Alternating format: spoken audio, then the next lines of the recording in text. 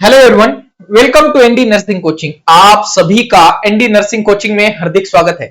तो आज हम वापस आ गए हैं टॉप 10 एमसीक्यू लेकर। ओके, तो आज की क्लास बहुत इंटरेस्टिंग होने वाली है और इसमें बहुत सारे ऐसे क्वेश्चन हैं जो कि एग्जाम में बार बार रिपीट होते हैं। तो क्लास को सभी लोगों से विनती है कि लास्ट तक देखना है। अगर कुछ समझ में नहीं आता कमेंट बॉक्स में जरूर कमेंट कर देना और नोट्स बनाते रहिए, क्योंकि मैं ये बार बार बोलता हूं कि नोट्स ही है जो आपको समझ में आएंगे और जब एग्जाम से पहले कुछ समय बचेगा तब वो आपको नोट्स रिवाइज कर सकते हो। ओके, तो स्टार्ट कर देते हैं आज की क्लास को।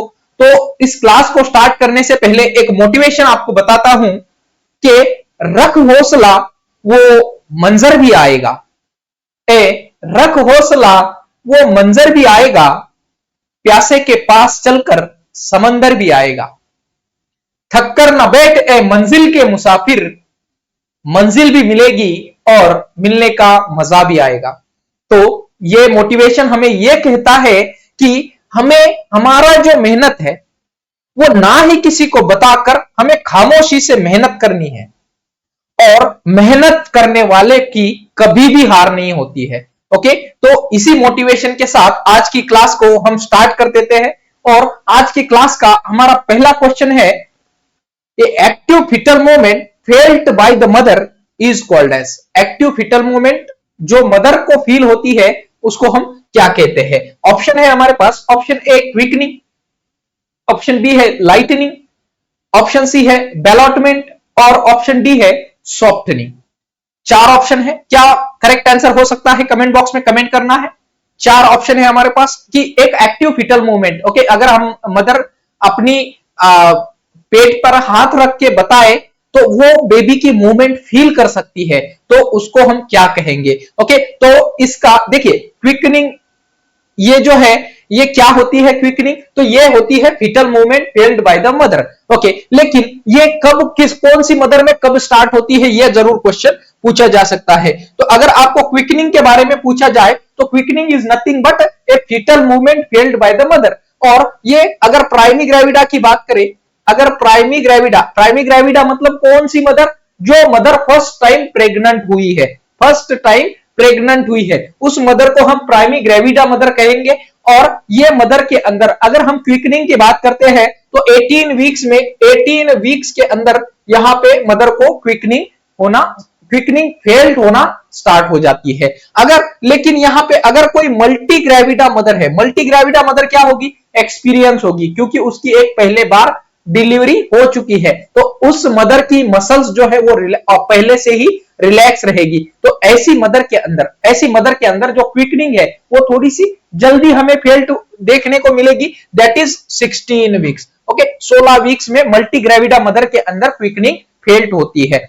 ओके, नाउ अब लाइटनिंग का क्या मतलब है सर? लाइटनिंग मतलब ये लाइट जलने वाली लाइटनिंग नहीं, ये लाइटनिंग है हल्कापन। हल्कापन मदर को कब महसूस होता है? तो देखिए ये मदर का वूम है और इस मदर के वूम में ये छोटा सा नन्हा सा प्यारा सा बच्चा है। अब ये बच्चा जब पेल्विस कैविटी के अंदर, यहां पे ये जो मदर का पेल्विस होगा, इस पेल्विस कैविटी के अंदर घुस जाएगा, तब मदर को जो है वो लाइटनिंग फील होगी। क्यों लाइटनिंग फील होगी? तो क्योंकि हमें पता है सर यहां पे मदर का जो है ये एक स्टर्नम है और यहां पे मदर की लंग्स है, दोनों लंग्स है।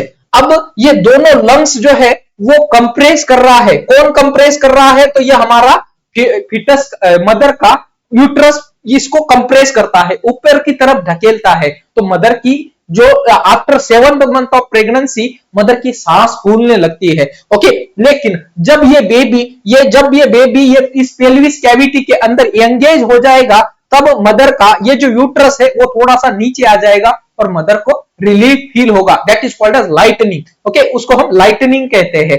ओके, नाउ अब ये लाइटनिंग है ये कब फील होती है? तो प्राइमरी ग्रेविडा में अलग होगी और मल्टी ग्रेविडा में अलग होगी। तो अगर लाइटनिंग की बात करें तो अगर प्राइमरी ग्रेविडा पूछा जाए कि प्राइमरी ग्रेविडा में अगर लाइटनिंग पूछा जाए कि कब फील होती है, तो वो होती है 38 वीक में। 38 वीक में। सर ऐसा क्यों? ऐसा क्यों? क्योंकि सर ये मदर फर्स्ट टाइम प्रेग्नेंट है, तो इस मदर की जो यूट्राइन मसल है और पेल्विक मसल है वो रिलैक्स पहले से नहीं थी, उस मदर ने एक्सपीरियंस नहीं किया है डिलीवरी का।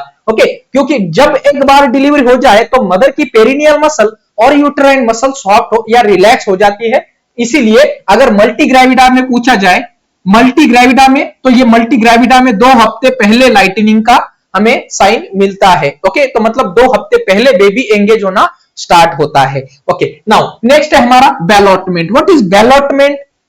तो बैलॉटमेंट वो जो हम वोट डालते हैं वो वाला बैलॉटमेंट बूथ नहीं, वो है हमारा, ये बैलॉटमेंट है हमारा कि बेबी का अंदर होना और बेबी को जब हम उसको पुश करेंगे तो उसकी रिएक्शन कैसे होगी। तो ये बैलॉटमेंट होते हैं सर 2 प्रकार के। ये बैलॉटमेंट 2 प्रकार के होते हैं, internal बैलॉटमेंट and external ballottement. Okay, 2 प्रकार के बैलॉटमेंट है, इंटरनल एंड एक्सटर्नल। अब ये जो बैलॉटमेंट है ये है एक्सटर्नल बैलॉटमेंट। एक्सटर्नल बैलॉटमेंट, अब एक्सटर्नल का मतलब क्या? बाहर से। तो बाहर से कैसे पता चलेगा? तो देखिए, जब हम इस तरह से बेबी के मदर की साइड में हाथ लगाएंगे, लैटरल साइड में, और जब हम लैटरल साइड में हाथ लगा के इस बेबी को इस तरफ पुश करेंगे, ओके, इस तरफ जब हम पुश करेंगे तो बेबी क्या करेगा? इसका अपोजिट हमें फोर्स प्रोवाइड करेगा, तो that is called as external development. अब ये इंटरनली कैसे पता चलेगा? तो इंटरनली हम जब मदर की पेल्विस पर वजाइनल एग्जामिनेशन करते समय जब हम इस तरह से फोर्स लगाएंगे तो बेबी हमें उसकी अपोजिट डायरेक्शन में फोर्स प्रोवाइड करेगा, that is called as internal development. Okay, तो हमारे पास 2 डेवलपमेंट है, external and internal development. Okay, अब चौथा ऑप्शन है हमारे पास सॉफ्टनिंग। सॉफ्टनिंग किसकी सॉफ्टनिंग? तो softening of cervix. Okay, softening of cervix. तो हमारा क्वेश्चन में क्या पूछा गया था कि मदर को जो फील होती है मूवमेंट, उसको हम क्या कहते हैं? तो हमारा करेक्ट आंसर क्या होगा? Option A, quickening. Okay, clear, समझ में आ गया सभी को? ओके, तो अगले क्वेश्चन की तरफ बढ़ते हैं। तो अगला क्वेश्चन है, ओके, तो यहां पे अगला क्वेश्चन में जाने से पहले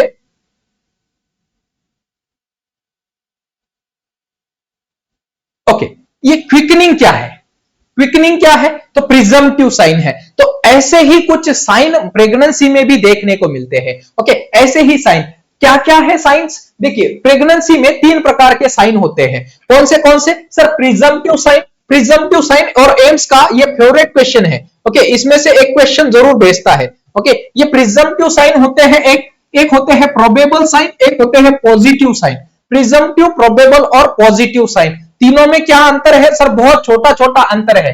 प्रिजम्पटिव, प्रिजम्पशन करना कि आज बारिश हो सकती है, ये हमने प्रिजम्पशन कर लिया, मतलब changes felt by the woman. क्यों? क्योंकि सर ठंडी ठंडी हवा आ रही थी, तो हम क्या कहते हैं कि आज बारिश हो सकती है। तो ये ठंडी हवा की वजह से हमें क्या लगा? आज बारिश हो सकती है। तो ऐसे ही अगर मदर के अंदर पेट में कुछ गड़बड़ हो और मदर को लगा कि आज कुछ तो गड़बड़ हो चुका है, तो मदर को लगा मैं प्रेग्नेंट तो नहीं हूं।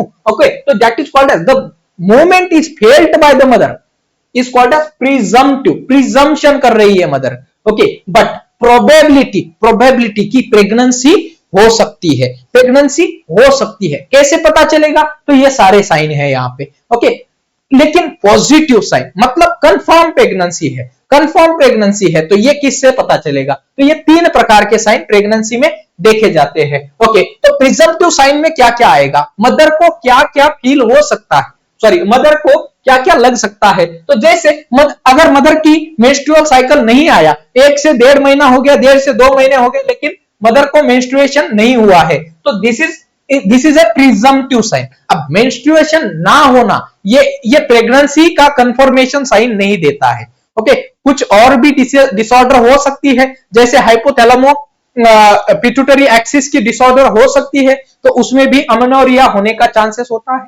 दूसरा, नॉजिया और वोमिटिंग होना। नॉजिया और वोमिटिंग होने का इसका मतलब कि प्रेगनेंसी नहीं होता है, नॉजिया वोमिटिंग और भी डिसऑर्डर में होती है। फटीग होना, मदर को फटीग होना, अगर मदर ने खाना नहीं खाया, एनीमिया है, तो भी फटीग हो सकता है, not confirmative sign. Urinary frequency, अब यूरिनरी फ्रीक्वेंसी अगर मदर को पीसीओडी है, ओके, पॉलिसिस्टिक ओवेरियन डिसीज है, तो वो पॉलिसिस्ट है वो भी यूरिनरी ब्लैडर को कंप्रेस कर सकता है, मदर की फ्रीक्वेंसी इंक्रीज हो सकती है। ब्रेस्ट चेंजेस वो भी अलग साइन हो सकता है।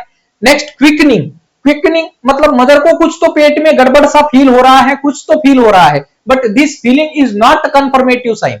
नाउ अब हमारा प्रोबेबल साइन, प्रोबेबल मतलब प्रोबेबिलिटी करना कि प्रेगनेंसी हो सकती है, ऐसे ऐसे कुछ साइन दिख रहे हैं। ओके, तो ऐसे कौन से साइन है सर? तो पहला है हमारा गुडल साइन, गुडल साइन, गुड्डे वाला साइन नहीं, Goodell sign, that is softening of cervix, softening of cervix. Okay, दूसरा है चैडविक साइन, चैडविक साइन में ब्लूइश डिस्कलरेशन, इस किसकी? तो सर्विक्स की। ओके, नेक्स्ट है हेगार्स साइन, हेगार्स साइन फिर से सॉफ्टनिंग है, और किसकी? तो सर्विक्स की। ओके, लेकिन इस्थमस पे, यहां पे ओके इस्थमस पे अगर प्रॉपरली इस्थमस की सॉफ्टनिंग है then it is called as Hegar's sign, और पूरे सर्विक्स की सॉफ्टनिंग है then Goodell sign. Okay, next Braxton Hicks contraction, Braxton Hicks contraction क्या होते हैं? तो ये फॉल्स लेबर है, Braxton Hicks contraction false labour है। ओके, तो that is also a probable sign. Next है पॉजिटिव प्रेगनेंसी टेस्ट। अब पॉजिटिव प्रेगनेंसी टेस्ट और भी कई डिसऑर्डर में आ सकती है।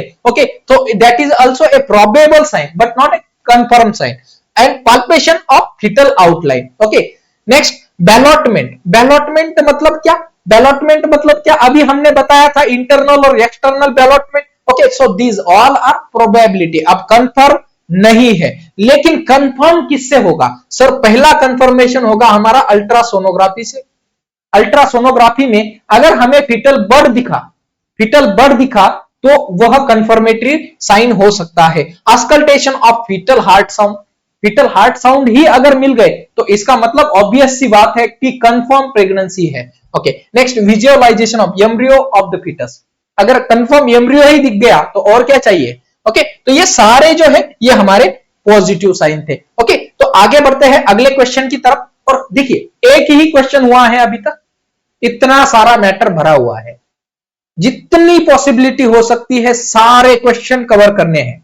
ओके, एक क्लास में हमारे से कम 100 क्वेश्चन क्लियर होने चाहिए। ओके, तो सारी प्रोबेबिलिटी, सारी पॉसिबिलिटी को हम मिलकर चलेंगे। ओके, तो दूसरी क्वेश्चन की तरफ बढ़ते हैं। तो दूसरा क्वेश्चन क्या पूछ रहा है हमारे? Which vitamin deficiency in antenatal period is associated with congenital neural tube defect? कौन सा ऐसा विटामिन है जो कि न्यूरल ट्यूब डिफेक्ट करवाता है अगर हमने प्रेगनेंसी में या बिफोर प्रेगनेंसी ना लिया तो? ओके, तो ऑप्शन है हमारे पास, ऑप्शन ए विटामिन के है, ऑप्शन बी है विटामिन डी, ऑप्शन सी है थायामीन, और ऑप्शन डी है फोलिक एसिड। तो कौन सा ऐसा विटामिन है जो ना खाने की वजह से यहां पे न्यूरल ट्यूब डिफेक्ट हो सकता है? ओके, तो बताइए, कमेंट करना है सबको, आंसर कमेंट करना है, कौन सा ऐसा विटामिन हो सकता है। देखिए विटामिन के ऊपर पूरी कंप्लीट डिटेल क्लास ले चुके हैं, अगर आपने नहीं देखा हो तो न्यूट्रिशन की फोल्डर में आपको मिल जाएगी। ओके, तो देखिए अब जब हमारे पेशेंट का न्यूरल ट्यूब डिफेक्ट की बात आती है तो ऐसा विटामिन जो है ओके वो हमारा होता है फोलिक एसिड। ओके, तो ये होता है हमारा फोलिक एसिड। फोलिक एसिड क्या काम करता है? तो हमारे बेबी का जो न्यूरल ट्यूब है, न्यूरल ट्यूब क्या होता है? न्यूरल ट्यूब वो ट्यूब है जिससे हमारी ब्रेन और स्पाइनल कॉर्ड डेवलप होती है। ओके, तो वो है हमारा न्यूरल ट्यूब। ओके, तो अब विटामिन के की अगर बात करें, पहले देखते हैं विटामिन के क्या है। तो विटामिन के, इस विटामिन को हम कोएगुलेटिव विटामिन भी कहते हैं। क्या कहते हैं सर?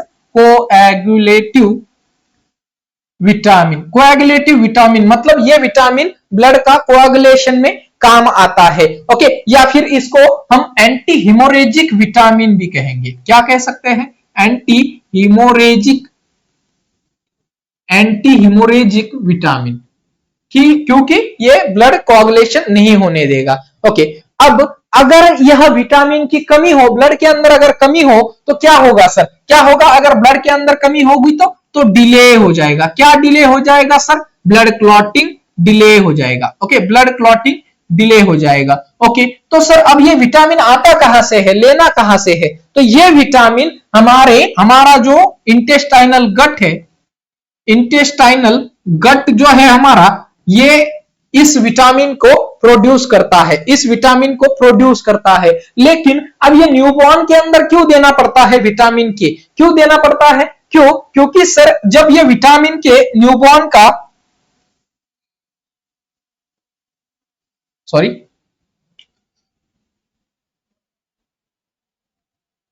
जब न्यूबॉर्न जब पैदा होता है तो उसका जो गट है या इंटेस्टाइन है वो स्टेराइल होता है। कैसा होता है? स्टेराइल होता है। मतलब क्या कि उसके अंदर कोई भी माइक्रो ऑर्गेनिज्म नहीं होता है। ओके, तो माइक्रो ऑर्गेनिज्म नहीं है तो विटामिन के कहां से प्रोड्यूस होगा? तो इसके लिए हम एक्सटर्नली इस बच्चे को विटामिन के देना पड़ता है। ओके सर, कितना देंगे, कहां देंगे और कब देंगे? ओके, तो कितना देंगे इसके लिए दो कंडीशन है हमारे पास। अगर बेबी प्री टर्म है या फिर हम इसको कहेंगे लेस देन 1000 ग्राम है। अगर लेस देन 1000 ग्राम है तो सर देंगे 0.5 mg देंगे और IM दे देंगे। ओके, अब हमारा बेबी मान लो अच्छा सा बेबी, गुड्डा सा प्यारा सा बेबी, बहुत हेवी चबी बेबी हो गया, वो उसका वेट जो है मोर देन 1000 ग्राम है। ओके, अगर मोर देन 1000 ग्राम है तो इसको देना पड़ेगा पूरा 1 mg। ओके, पूरा 1 mg देना पड़ेगा, इसको भी IM दे देंगे। अब देना कहां है सर? हाथ में देंगे, पैर में देंगे? पैर में दे देंगे सर। कौन से पैर में देंगे? लेफ्ट वाले पैर में दे देंगे सर, लेफ्ट वाले पैर में दे देंगे। कहां पे देंगे सर? मसल का नाम लिख लेना, वेस्टस लैटरलिस। वेस्टस लैटरलिस एग्जाम में नॉर्सेट में पूछा था कि कौन सी मसल में देना, वेस्टस लैटरलिस। वेस्टस मीडियलिस भी नाम था, ओके, लेकिन वेस्टस नहीं, वेस्टस स्पेसिफिकली लैटरलिस में देना है। ओके, तो इस मसल में देना कैसे है? डिग्री कितनी होनी चाहिए? तो डिग्री होनी चाहिए ग्रेजुएशन की 90 डिग्री। ओके, 90 डिग्री होनी चाहिए हमारे पास। ओके, तो 90 डिग्री में देंगे। क्लियर है? सभी को क्लियर है? ओके, नाउ अब हमारा विटामिन के कंप्लीट होता है। अब बात करते हैं विटामिन डी की। तो विटामिन डी,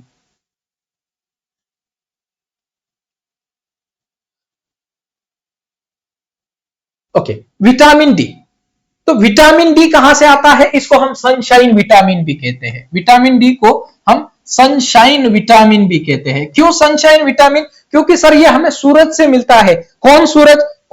तो सूरज हमारे, ये सूरज दादा, उनसे ये विटामिन डी हमें मिलता है। ओके, अब ये विटामिन डी काम किस में आता है? अगर इसकी कमी हो जाए, अगर इस विटामिन डी की कमी हो जाए तो अडल्ट की अगर बात करें तो अडल्ट चले जाएंगे मलेशिया में और इनको होगा ऑस्टियोमलेशिया। ओके, और अगर ये चाइल्ड में हो जाए, तो चाइल्ड में होंगे सर रिकेट्स, और ये चाइल्ड क्रिकेट्स नहीं खेल पाएंगे। ओके, तो अगर अडल्ट में हो जाएंगे तो अडल्ट चले जाएंगे मलेशिया, जिनको हो जाएगा ऑस्टियोमलेशिया। अगर डिफिशियंसी विटामिन डी की चिल्ड्रन में हो जाएगी, उनको होगा रिकेट्स और वो ना खेल पाएंगे क्रिकेट। ओके, तो ये दोनों डेफिशिएंसी बहुत जरूरी याद है। ओके, याद रखना पड़ेगा। Okay, clear? अब इसका विटामिन डी ले कहां से? तो कुछ नहीं है सर, अगर छोटा सा बच्चा है तो उसको सुबह वाली जो धूप है उसमें थोड़ी देर के लिए 30 मिनट्स के लिए भी रख दे तो हमारे जितनी नेसेसिटी है विटामिन की वो सारी कंप्लीट हो पाएगी। ओके, अब विटामिन डी लेना क्यों है सर? तो इसकी जरूरत है क्योंकि ये विटामिन डी क्या करता है सर? हमारा विटामिन डी कैल्शियम की एब्सॉर्प्शन करवाता है। और कैल्शियम क्या काम करता है? तो हमारे बोन को जो है वो स्ट्रांग बनाने का काम हमारा कैल्शियम करता है। क्लियर है? ओके, नाउ अब अगला विटामिन देखते हैं, थायामिन। ओके, थायामिन, तो थायामिन जब भी याद आता है नाम तो मुझे याद आता है अल्कोहलिक पेशेंट। क्यों? क्योंकि सर जब भी जो कोई पेशेंट अल्कोहल पीता है तो उसके अंदर ये थायामिन जो है वो भाग जाता है, वो डरता है अल्कोहल से। क्या होगा फिर अगर अल्कोहलिक पेशेंट के अंदर ये थायामिन की कमी हो जाए? तो ऐसे पेशेंट के अंदर वर्निकेस कोरैसोकॉफ सिंड्रोम होता है। ओके, वर्निकेस कोरैसोकॉफ सिंड्रोम होता है। ओके, और थायामिन विटामिन जो है इसको हम B1 विटामिन कहते हैं, सबसे पहले वाला। ओके, ये B1 B2 का क्या चक्कर है sir? Y B1 B2 B3?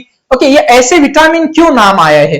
तो ये ऐसे विटामिन इसीलिए आए हैं कि इनका डिस्कवरी जैसे जैसे हुआ है वैसे वैसे इनको B1 दिया है, B2 दिया है, तो इस तरह से हमने इसको नाम दिए हैं। ओके, क्लियर है सभी को? क्लियर है? अब ये B1 विटामिन कैसा है? तो सारे बी विटामिन जो है, ओके, सारे जो बी विटामिन है, ये सारे B vitamin water soluble vitamin है। ओके, वाटर सोल्यूबल विटामिन है। अगर इसकी डेफिशिएंसी हो जाए, होगा क्या? थायमिन की डेफिशिएंसी होगी तो सर होगा सर पेरीफेरल न्यूरोपैथी होगी। क्या होगा?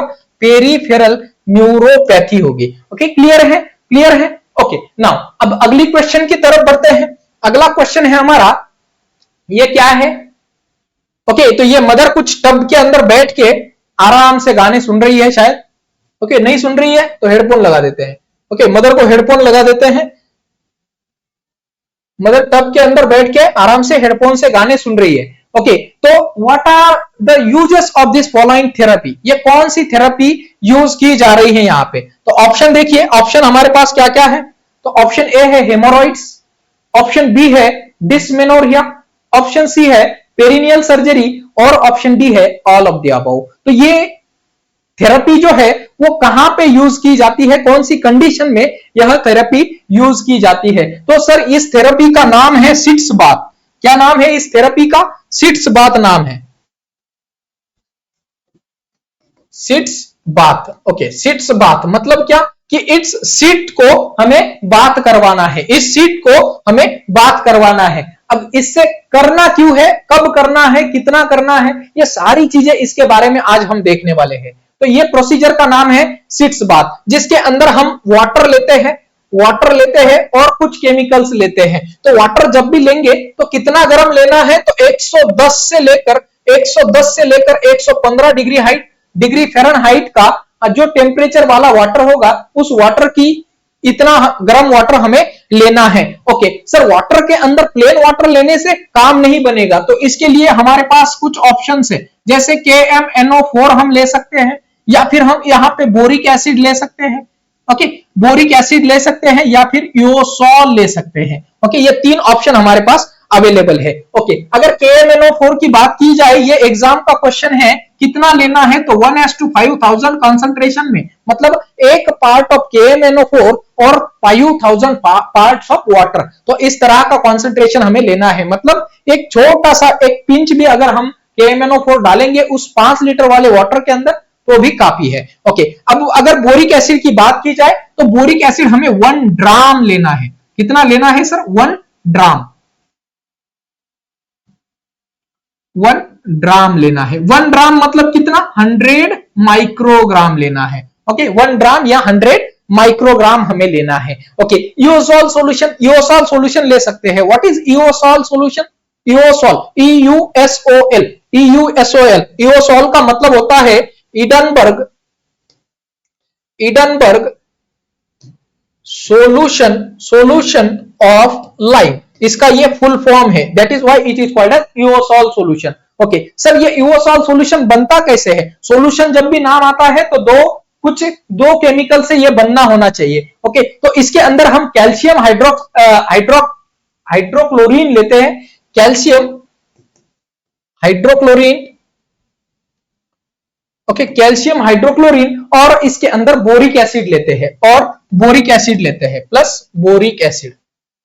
ओके, इनको 1:1 कंसंट्रेशन में लेकर हम ये ईओसॉल सॉल्यूशन को बना सकते हैं। सर इस सिट्स बाथ को देना कितने समय है? तो ये 15 से 20 मिनट तक इस ईओसॉल सॉल्यूशन सिट्स बाथ को हमें देना है। क्लियर है? यहां तक क्लियर है?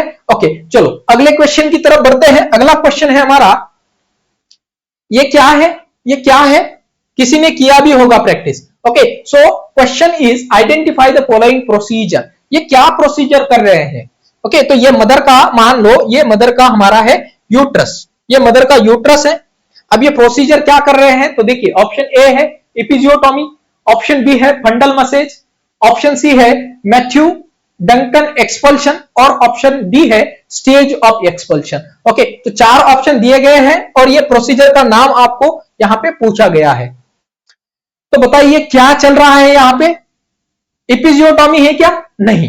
एपिजियोटोमी तो क्या होती है? एपिजियोटोमी तो एपिजियोटोमी सर एक सर्जिकली प्लान इंसिजन है, सर्जिकली प्लान इंसिजन है, सर्जिकली प्लान इंसिजन देना कहां पे है, कहां पे इंसिजन लेना है, तो हमें ऑन पेरिनियम, ऑन पेरिनियम हमें इंसिजन लेना है। क्यों लेना है सर, तो हमें इस बच्चे को जो फोरकमिंग फीटस है उसको बाहर निकालना है, इसके लिए हम देते हैं पेरिनियम के ऊपर and on posterior vaginal wall, on posterior vaginal wall के ऊपर हम यह इंसिजन देते हैं, that is called as episiotomy. So it's a surgically planned incision given on the perineum and on posterior vaginal wall. During, कब देना है, during, इसकी सारी डेफिनेशन याद होनी चाहिए। ड्यूरिंग कब देना है सर, तो सेकंड स्टेज ऑफ लेबर में, okay, second stage of labour में हमें यह देना है,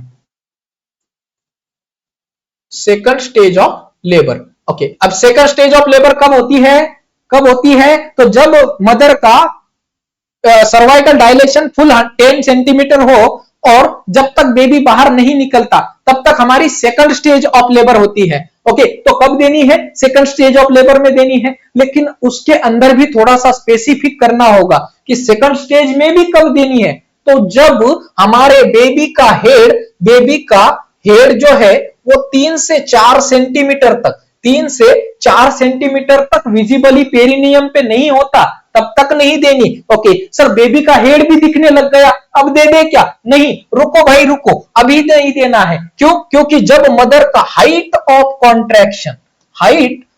कॉन्ट्रैक्शन होगा तभी हमें इस इपिजियोटोमी को देना है, ओके। तो कितनी चीजें हमें याद रखनी पड़ेगी इपिजियोटोमी देने से पहले। सर कहां पे देना है, तो ये सर्जिकली प्लान इंसिजन है, कहां पे है सर, पेरिनियम के ऊपर, ऑन पोस्टीरियर वजाइनल वॉल के ऊपर। ड्यूरिंग कब देना है, सेकंड स्टेज ऑफ लेबर में, okay sir. Second stage of labour में भी कब देना है, जब बच्चे का 3 से 4 सेंटीमीटर का हेड हमें पेरिनियम के ऊपर दिखेगा, नहीं उसके बाद भी ये पेरिनियम पे दिखने लगा है, लेकिन जब मदर को कॉन्ट्रैक्शन आएगा तो उस हाइट ऑफ कॉन्ट्रैक्शन में हमें यह इंसिजन देना है। इंसिजन देने के भी 4 प्रकार है और देने से पहले भी कुछ करना पड़ता है, ओके। तो वो भी चीजें सीख लेते हैं, ओके। तो यहां पे हमें इंसिजन कैसे देना है ये सीखना है। तो देखिए ये बच्चे का जो हेड है हमें 3 से 4 सेंटीमीटर यहां पे दिख रहा है, ये मदर का पेरिनियम में वजाइनल ओपनिंग है, ये बच्चे का 3 से 4 सेंटीमीटर तक हेड हमें यहाँ पे दिख रहा है, ओके। अब सर हेड भी दिख रहा है, मदर का हाइट ऑफ कॉन्ट्रैक्शन भी हो गया, तो इसके पहले कुछ ना कुछ तो देना पड़ेगा मदर को, नहीं तो बहुत ज्यादा पेन होगा सर। तो क्या करेंगे सर, हम क्या करेंगे, हम 10 ml का 1% ज़ाइलोकेन देंगे, 1% ज़ाइलोकेन हम इस मदर को दे देंगे। क्या देंगे, 1% ज़ाइलोकेन 10 ml का देंगे, ओके। नाउ अब दे दिया सर, ज़ाइलोकेन दे दिया, अब मदर को क्या होगा, पेन कम होगा। अब हमें क्या करना है, इस बेबी का यहाँ पे वजाइनल ओपनिंग में 2 फिंगर, हमारे जो 2 फिंगर हैं इस तरह से यहाँ पे इंसर्ट करने हैं 2 फिंगर, ओके। यहाँ पे इस तरह से 2 फिंगर हमें इंसर्ट करने हैं, ओके। और उस दोनों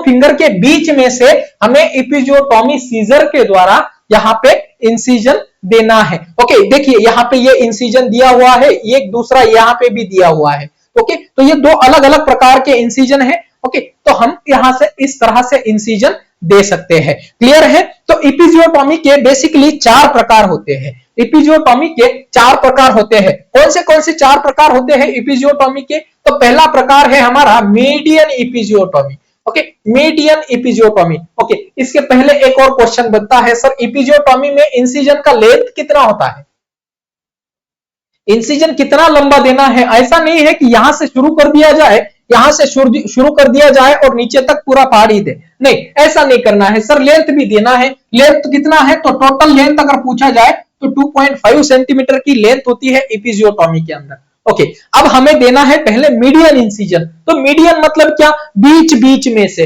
ओके। तो ये है हमारा मीडियन इंसिजन ऑफ इपिजियोटोमी। कैसे देना है सर, तो यहाँ पे है और मिडल ही से, ओके, सबसे मिडल से पूरा स्ट्रेट जाएंगे 2.5 सेंटीमीटर, इस इंसिजन को बोलेंगे हम median incision, okay, median incision, clear है, ओके। स्टार्ट कहां से करना है, तो इस फोर्सेट एरिया से, इसको हम बोलते हैं फोरशीट। ओके, फोरशीट एरिया से हमें स्टार्ट करना है इंसिजन, तो इसको बोलते हैं हम मीडियन इंसिजन। अब मीडियन इंसिजन, दूसरा इंसिजन है हमारा मीडियोलैटरल इंसिजन। मीडियोलैटरल इंसिजन, मीडियोलैटरल इंसिजन मतलब क्या कि कुछ मीडियल भी है कुछ लैटरल भी है। तो जैसे यहां पे है, ओके, मीडियोलैटरल एपिजियोटोमी मतलब थोड़ा सा मिडल में से थोड़ा सी साइड में चला गया, तो mediolateral which is a most common, exam का क्वेश्चन है sir, most common type of episiotomy कौन सा है? Mediolateral episiotomy. क्लियर है? Clear, okay. सभी लोगों से विनती है लिखते रहिए, नोट्स बनाते रहिए, क्लास बहुत इंटरेस्टिंग होने वाली है।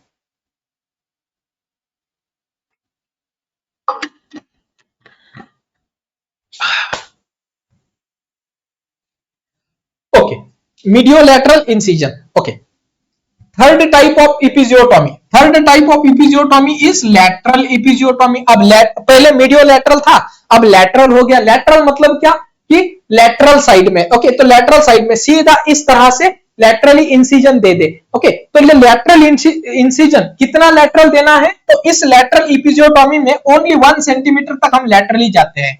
ओके, तो मान लो ये फोरशीट है, यहां पे इस फोरशीट से ओनली 1 सेंटीमीटर तक अगर लैटरली चला जाए, but it is not most commonly perform. Okay, और अब नेक्स्ट एपिजियोटोमी है हमारा, last one is J shaped episiotomy. Okay, fourth is J shaped episiotomy. J shape, okay, तो जे शेप कैसा होगा सर? हमने पहले मीडियली ले लिया और थोड़ा सा, ओके, 0.5 सेंटीमीटर तक हमने उसको टेढ़ा कर दिया, तो that is called J shape episiotomy. Okay, clear है? क्लियर है?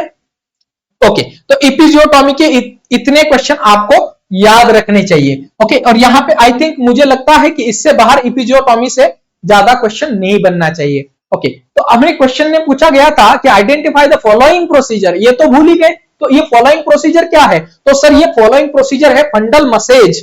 ओके, क्या कर रहे हैं ये सर? ये फंडल मसेज कर रहे हैं। क्यों कर रहे हैं सर फंडल मसेज?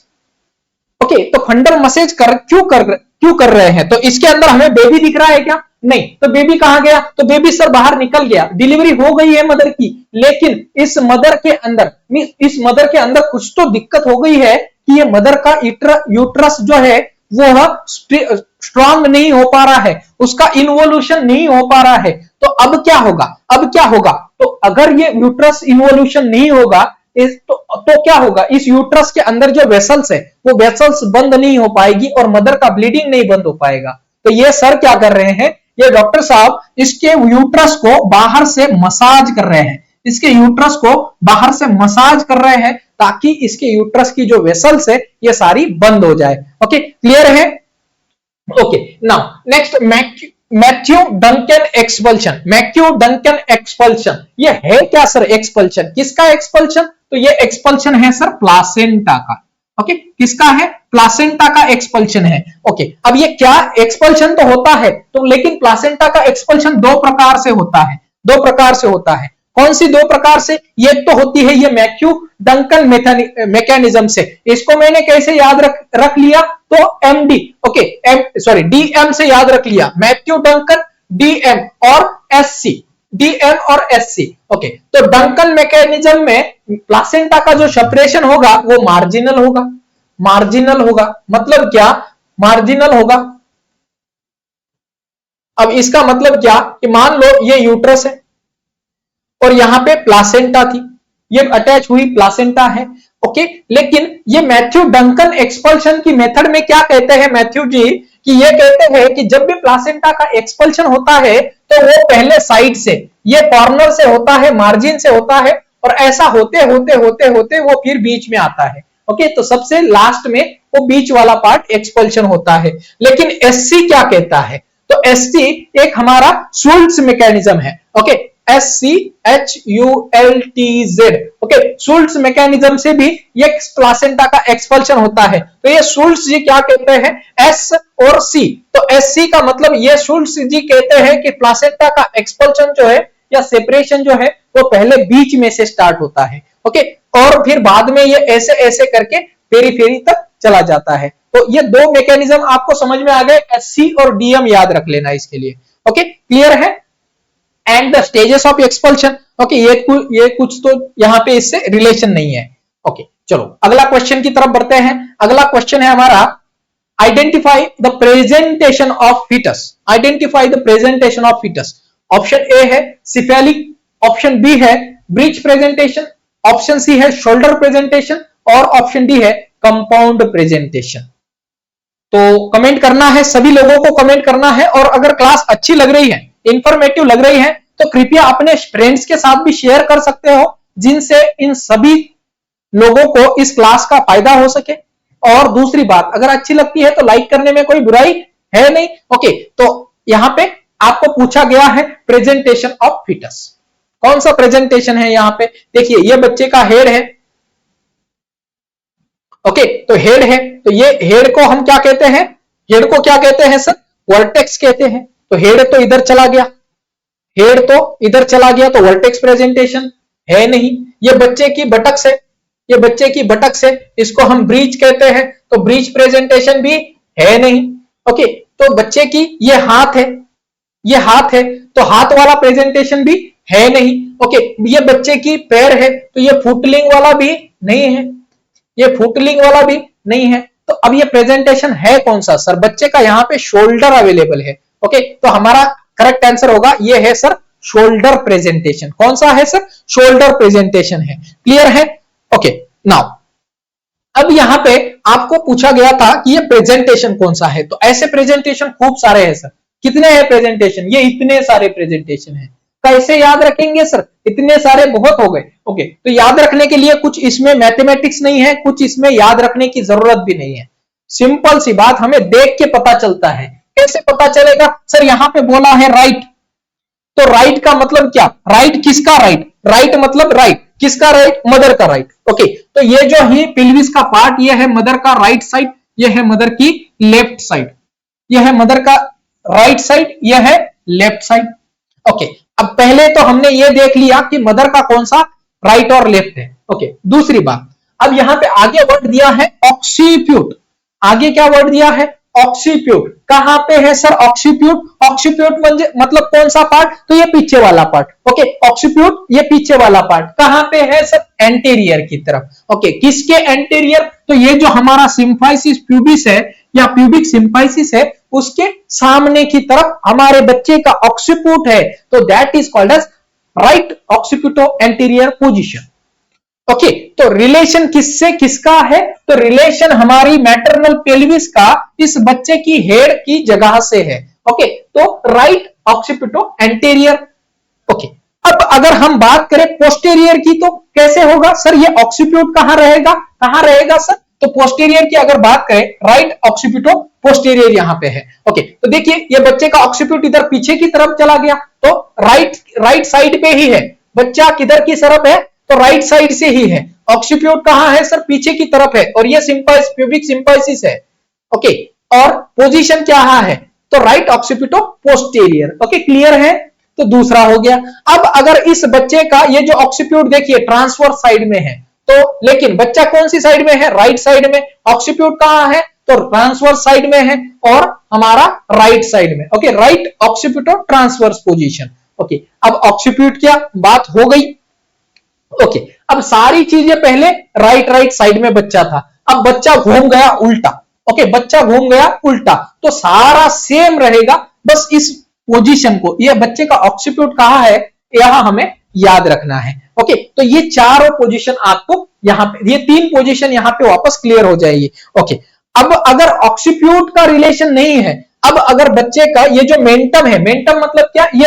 ये वाला हिस्सा अगर बच्चे का इस सिम्फाइसिस प्यूबिस की तरफ है, ओके, इस सिम्फाइसिस प्यूबिस की तरफ है, तब हम क्या कहेंगे? तो देखिए राइट साइड में है, ये मदर की राइट साइड है। ओके, मेंटम कहां पे है? तो एंटीरियर की तरफ है, तो हम क्या कहेंगे? Right mento anterior position. अब अगर हम ये मेंटम को पीछे की तरफ घुमा दे, पीछे की तरफ कहां पे? तो हमारी कॉक्सिक्स की तरफ। ओके, तो क्या आएगा सामने? सामने आएगा ऑक्सीप्यूट। ओके, तो राइट मेंटो पोस्टीरियर, ये मेंटम जो है वो पोस्टीरियर की तरफ चला जाएगा। ओके, अब अगर ये हमारा मेंटम लेफ्ट साइड में एंटीरियरली है, लेफ्ट साइड में, अब ये दोनों राइट साइड में हो गई, तो ये अब बच्चा वापस उल्टा घूम गया, तो लेफ्ट साइड में आ गया। ओके नाउ अब अगर left sacrum anterior, sacrum sacrum मतलब कौन सा, जो कॉक्सिक्स के ऊपर वाला पार्ट है, that is called a sacrum. तो यहाँ पे बच्चे का सैक्रम है और ये सिम्फाइसिस प्यूबिस है। ये मदर की जो है ये राइट साइड है, ये मदर की लेफ्ट साइड है। ओके अब पोजीशन क्या होगी, अगर हमें पोजीशन अगर पूछा जाए तो बच्चा देखिए लेफ्ट साइड में है, लेफ्ट हो गया, सैक्रम बच्चे का यहां पे है और एंटीरियर की साइड में है, तो लेफ्ट सैक्रो एंटीरियर, और वापस उसको उल्टा अगर कर दे तो लेफ्ट सैक्रो पोस्टीरियर। समझ में आ गया। दो तीन चीजें ही देखनी है। पहली बात मदर का राइट साइड कौन सा है, दूसरी बात बच्चे का प्रेजेंटिंग पार्ट कौन सा है, और तीसरा हमें देखना है कि बच्चा कौन सी साइड में है। ओके ये तीन साइड अगर देख ले तो हमारी पोजीशन में कोई दिक्कत नहीं आनी चाहिए। ओके तो अब हमें क्वेश्चन में क्या पूछा गया था कि ये प्रेजेंटेशन या ये कौन सा प्रेजेंटेशन है, तो बच्चे का शोल्डर अगर है तो ये शोल्डर प्रेजेंटेशन है। ओके क्लियर है, क्लियर है सभी को। ओके चलो आगे के क्वेश्चन की तरफ बढ़ते हैं। अगला क्वेश्चन है हमारा, अगले क्वेश्चन की तरफ बढ़ने से पहले सभी को एक बात बता देता हूं, ये एक हमारा DA nursing ND nursing coaching का स्पेशल कोर्स है जिसकी प्राइस हमारे पास 6499 है, लेकिन इस 6499 के अंदर क्या क्या चीजें भरी हुई है ये भी देख लो कि ये एक ही कोर्स आपको लेना है। कोई भी एग्जाम आने दो, आने वाली कोई भी नर्सिंग कॉम्पिटिटिव एग्जाम हो, इस कोर्स के द्वारा आप पास कर सकते हो। ये पहली बात। दूसरी बात सारे सब्जेक्ट के नोट्स अवेलेबल है। तीसरी बात हर वीक में टेस्ट सीरीज होती है, वो आपको देना जरूरी है।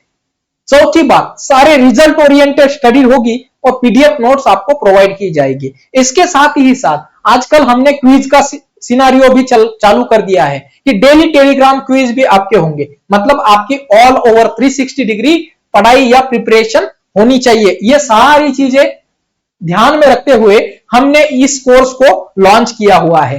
अब इस कोर्स की वैलिडिटी कितनी है, तो वैलिडिटी तब तक है जब तक आपका सिलेक्शन नहीं होता, और आपका सिलेक्शन करवाना ही मेरा लक्ष्य है। तो जब तक सिलेक्शन नहीं होता तब तक छोड़ेंगे नहीं, और तब तक हम इस कोर्स को कंटिन्यू पढ़ते रहेंगे। ओके तो जिसको ज्वाइन करना है तो नंबर दिया गया है, नंबर पर आप कांटेक्ट कर सकते हो। चलो बढ़ते हैं अपनी पढ़ाई की तरफ।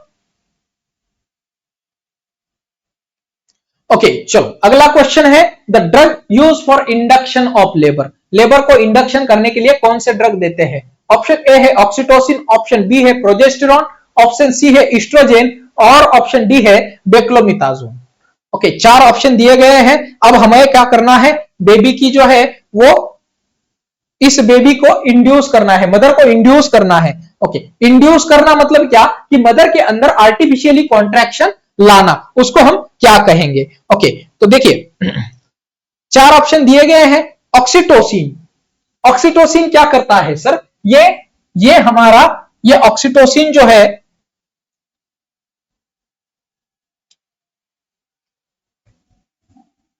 ये ऑक्सीटोसिन हमारे मदर के अंदर यूटेराइन जो है उसको स्टिमुलेट करता है, यूट्रस को स्टिमुलेट कर देता है। ओके अब यूट्रस स्टिमुलेट कैसे स्टिमुलेट करेगा, तो यूट्रस के अंदर, इस यूट्रस के अंदर ये जो तीन लेयर है, इसकी वाली जो मिडल लेयर है, उस मिडल लेयर के अंदर जो मसल्स है उनको स्टिमुलेट करता है। मिडल में कौन सी है, तो हमारी सॉफ्ट मसल है। ओके तो उस सॉफ्ट मसल को जो है या स्मूथ मसल को ये स्टिमुलेट करेगा। ओके अब स्टिमुलेट होने से क्या होगा, तो क्या होगा सर, तो इंक्रीज होगा। क्या इंक्रीज होगा सर, फोर्स इंक्रीज होगा, फोर्स इंक्रीज होगा सर, इंक्रीज होगी फ्रीक्वेंसी, फोर्स और फ्रीक्वेंसी किसकी, कॉन्ट्रैक्शन की। ओके कॉन्ट्रैक्शन की, तो ये इस ऑक्सीटोसिन का काम है। ओके सर अगर हम 1 ml ऑक्सीटोसिन देते हैं, 1 ml अगर ऑक्सीटोसिन देते हैं तो इस 1 ml ऑक्सीटोसिन के अंदर 10 इंटरनेशनल ऑक्सीटोसिन होता है, 10 इंटरनेशनल ऑक्सीटोसिन होता है। अब ये ऑक्सीटोसिन एक और काम भी करता है, उसका नाम है हम ये काम करता है सर मिल्क को इजेक्ट करने का, मिल्क को इजेक्ट करने का काम यह ऑक्सीटोसिन करता है। ओके तो ये हम कब लेते हैं, तो इंडक्शन ऑफ लेबर के अंदर हम ये इस ऑक्सीटोसिन को काम में लेते हैं। ओके चलो तो अगला हमारा और था बेक्लोमिथाजोन। ओके बेक्लोमिथाजोन, अब ये बेक्लोमिथाजोन क्या है, तो सर ये एक स्टीरॉइड है, क्या है बेक्लोमिथाजोन? स्टीरॉइड है। स्टीरॉइड, स्टीरॉइड मतलब क्या? ये हमारी इम्यूनिटी जो है उसको सप्रेस कर देता है। तो अब सप्रेस क्यों करनी है? अच्छी तो बात है, इम्यूनिटी होनी चाहिए, तो हम सप्रेस क्यों कर रहे हैं? तो ऐसी कुछ कंडीशन आती है जहां पे हमें इम्यूनिटी को सप्रेस करना होता है। जैसे कि मैंने लास्ट क्लास में बताया था, जब पेशेंट का रीनल ट्रांसप्लांट हो, ओके, तो रीनल ट्रांसप्लांट में हम कर क्या रहे हैं? एक्चुअली एक दूसरे पेशेंट की किडनी उस पेशेंट में दे रहे हैं, तो यहां पे इम्यूनिटी हमारी एक्टिव हो सकती है, अलर्ट हो सकती है और एंटीबॉडी बना सकती है। तो ऐसी कंडीशन में हमें ये स्टेरॉइड देने की जरूरत पड़ सकती है। ओके, तो ये कॉर्टिकोस्टेरॉइड है। ये कब देते हैं बेक्लोमिथाजोन? जब एक बच्चा, नन्ना मुन्ना बच्चा हमारा डिलीवर होता है, लेकिन उसके अंदर डिक्रीज होता है सरफेक्टेंट। ओके, सरफेक्टेंट क्यों कम होता है? क्योंकि सर ये बच्चा जो है वो प्री टर्म डिलीवर हुआ है। प्री टर्म डिलीवर हुआ है, प्री टर्म मतलब लेस देन 37 वीक्स के अंदर। ओके, लेस देन 37 वीक्स के पहले ही ये बच्चा डिलीवर हो गया, तो इस बच्चे के अंदर सरफेक्टेंट की थोड़ी सी कमी रह गई, तो इसके लिए हमने ये इंजेक्शन बच्चे को दिया हुआ है। ओके, अब ये क्या करेगा इंजेक्शन अंदर जाके? तो इस बच्चे के अंदर सरफेक्टेंट को बढ़ाएगा। सर ये सरफेक्टेंट ये सरफेक्सेल नहीं है, ये सरफेक्टेंट है। सरफेक्सेल का काम है हमारे कपड़ों के अंदर से गंदगी हटाना, लेकिन इस सरफेक्टेंट का क्या काम है? तो इस सरफेक्टेंट का काम है कि हमारे लंग्स के अंदर ये जो ऐसे गुब्बारे वाली थैलियां है, जिसको हम अल्वियोलाई कहते हैं, इस अल्वियोलाई को ओपन ही रखना। ओके, स्लाइटली ओपन रखना, ताकि इसके अंदर थोड़ी हवा आ सके, और ये हवा यहाँ पे इस साइड में जो भी ब्लड वेसल्स है, इन ब्लड वेसल्स के अंदर चली जाए और ऑक्सीजनेशन हो। ओके, तो इसलिए ये सरफेक्टेंट काम में आता है। क्लियर है? ओके, तो आप सभी को एक एक्सरसाइज देता हूं यहां पे, कि आपको इस सरफेक्टेंट का, ये जो बेक्लोमिथाजोन है, इसका डोज, इसका टाइम और इसका रूट आपको बताना है, ये सरफेक्टेंट का। ओके, इस सरफेक्टेंट का डोज, रूट और टाइम आपको कमेंट बॉक्स में कमेंट करना है। ओके, चलो बढ़ते हैं अगली क्वेश्चन की तरफ। अगला क्वेश्चन है, ptyalism is a term use for. Ptyalism, okay, ptyalism किसको कहते हैं? ऑप्शन देखिए, ऑप्शन ए है inflammation of salivary gland, option B है excessive secretion of saliva, option C है improper digestion of polysaccharide, and option D है swelling of gums. तो ptyalism किसको कहते हैं? टाइलिज्म, तो टाइलिज्म हम कहते हैं एक्सेसिव सिक्रीशन ऑफ सलाइवा। जब सलाइवा का सिक्रीशन बहुत ज्यादा हो जाता है, तब हम कहते हैं इस कंडीशन को टाइलिज्म। ओके, नाउ अब इन्फ्लेमेशन ऑफ सलाइवरी ग्लैंड, इसको हम क्या कहते हैं? तो इस इन्फ्लेमेशन को ऑफ सलाइवरी ग्लैंड, इसको हम कहते हैं साइलेडेनिटिस। Okay,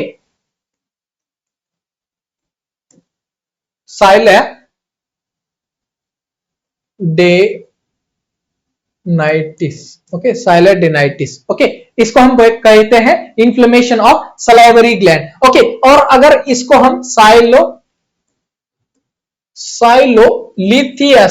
lithiasis.